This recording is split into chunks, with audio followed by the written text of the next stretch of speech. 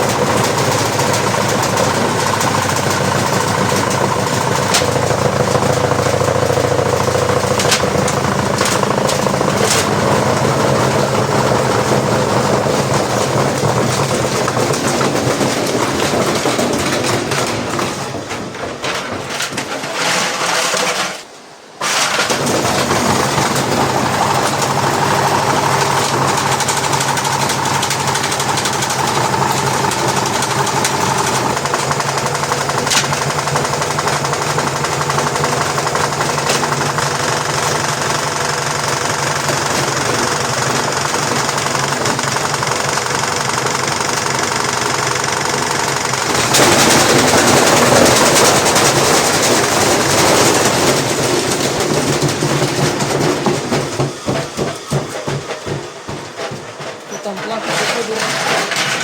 Ні, мені лінь відсодинати від штатива. Тут повиривало, як бачите, плату там зажрало. Провод не бляха. Муха. Провод один витягнуло з ізоляції. Ну, я думаю, з нею вже тепер все. Там вже і хрестовина лопнула. Так. Вона там була вже, бачите, там вже хрестовина була з дірками, але ще не лопнула. А тепер вже і лопнула.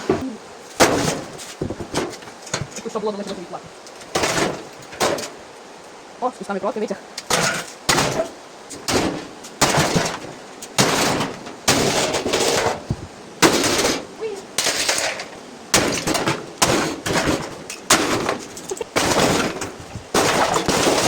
LG. Бак пробив, я йому допоміг. Тут корпус, пружина, все так розлетілося. Це вже сам зняв шків. Тут. Зараз без.